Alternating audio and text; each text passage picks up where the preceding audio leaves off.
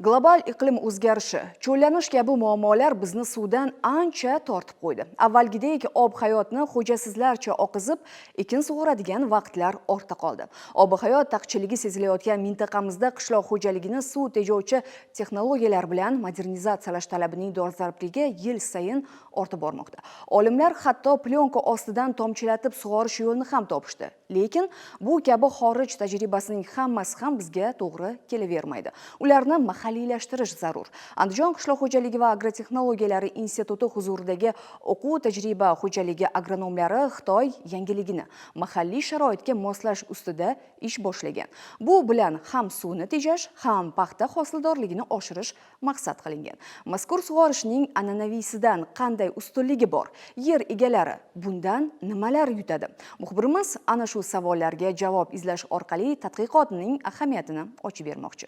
Yillar davomida palapartish, egalarsizlarcha oqizilgan suv orqasidan mo'l hosil quvildi. Isrofgarchilik bilan sug'orilgan yerlardan tabiiyki boyib ketilmadi. Suvning qadrini anglamadik. Har bir tomchi ob hayot degan haqiqatga yetib borganimizda suv taqchilligiga boshimiz urilib bo'lgandi. Shundan so'ng olimlarimiz dehqonchilik falsafasini o'zgartirishga kirishdilar. G'o'zani plyonka ostidan tomchilatib sug'orish suvni iqtisod qilishda ham, hosildorlikda ham yangi davr eshigini ochdi.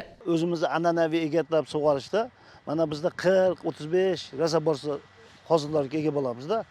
Bu mana tomchilab sug'orish qilgandan keyin 50 sentnerga chiqib qoldik. Bunda 60-65 sentnerga bemalol olish mumkin. Mahalliylashtirish kerak. Bizda bir yozda manaqa o'ta issiq bo'lib ketyapti. Shunda issiq bo'lganda necha marta qo'yish kerak. Shuni aniq biz beramizda. 3 yilga tasdiqotni o'rtachasini olib turib biz beramiz. Biz taklif qilayotgan bu Xitoy texnologiyasi hali plyonka ostida sug'or. An'anaviy o'zimizni egat olib sug'orish qilganda 2,5 barobar samarador, ochiq usuldagi tomchilatib sug'orishga nisbatan 1,5 barobar iqtisod qilinadi. Bitta suvda emas, bu yerda o'g'it, eng asosiysi mana nimada?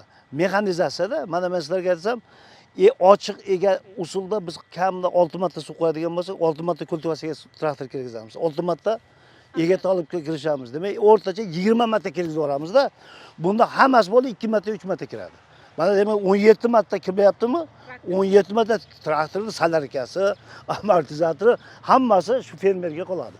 Xitoyda shakllangan, ammo yurtimiz sharoitiga moslab takomillashtirilayotgan plyonka ostidan tomchilatib sug'orish usuli zamonaviy qishloq xo'jaligining qonun-qoidalarini yangilayapti. Tadqiqot faqat suvni iqtisod qiladi deb tushunish xato.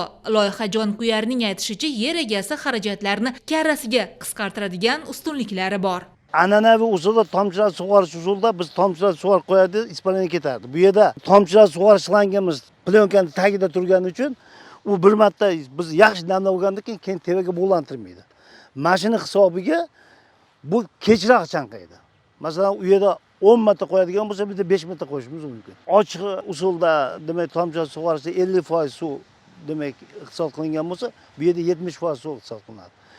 Ikkinchi tomoni, buni yana bir tomoni shuki, mineral o'g'itni ham bu yerda katta ahamiyati bor. Chunki biz suv bilan mineral o'g'itni beramiz. U bilamiz, shu azot, fosfor, kaliylarimiz havodan olingan. Ular havoga uchib ketib qoladi-da. Ochiq usulda.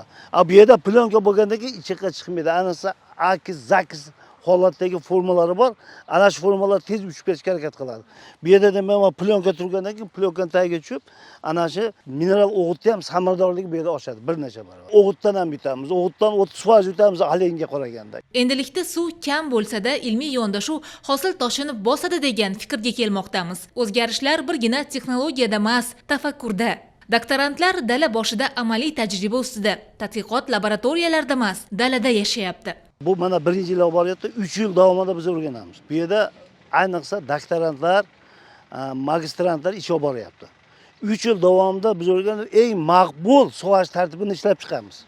Shu maqbul sug'orish tartibini ishlab chiqqandan keyin biz fermerlarga tatbiq qilishga ruxsat beramiz. O'zgacha yondashuv, yangi falsafa shakllanyapti. Endi suv ustidagi nazorat inson tafakkurining qo'lida. Hosil nafaqat yetiladi, balki rejalashtiriladi. Harakatlar agrar fanlar bilan zamindagi real hayotni integratsiyalash, ekologik barqarorlikni ta'minlash, suv resurslarini tahliliy boshqarish, ilm bilan dehqonchilikni bir yo'nalishda yuritishning aniq dalili. G'o'zani plyonka ostidan tomchilatib sug'orishni yurt agronomiyasining transformatsiyasiga qaratilgan kuchli lokomotiv deyish mumkin. Tajribadan tug'iladigan natijaga esa juda yaqin qoldi.